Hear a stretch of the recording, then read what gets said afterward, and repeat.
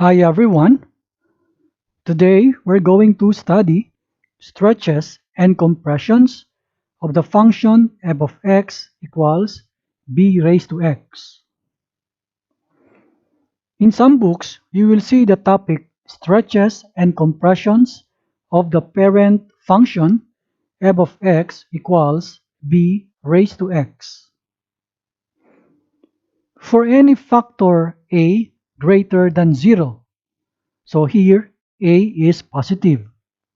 The function f of x equals a times b raised to x is stretched vertically by a factor of a if the absolute value of a is greater than 1, is compressed vertically by a factor of a if the absolute value of a is less than 1,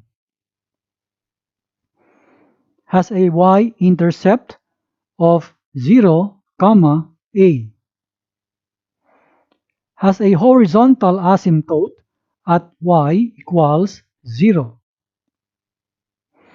a range of from 0 to positive infinity,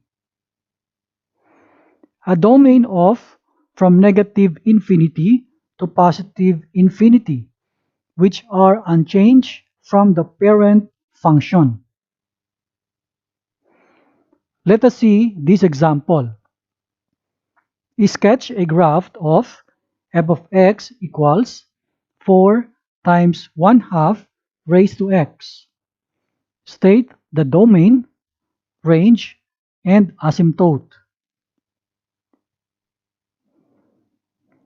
Our first step is to create a table of points for the graph. Using our calculator, we have now this table. Step 2. Identify the behavior of the graph. Since b equals 1/2 is between 0 and 1, the left tail of the graph will increase without bound as x decreases, and the right tail will approach the x-axis as x increases. Since a equals 4, the graph of f of x equals 4 times 1/2 raised to x will be stretched by a factor of 4. Now step 3, plot the y-intercept 0, 4 along with two other points. We can use the points -1, 8 and 1, +2. Then draw a smooth curve connecting the points. This graph now in blue is our graph. Step 4. Our domain is from negative infinity to positive infinity.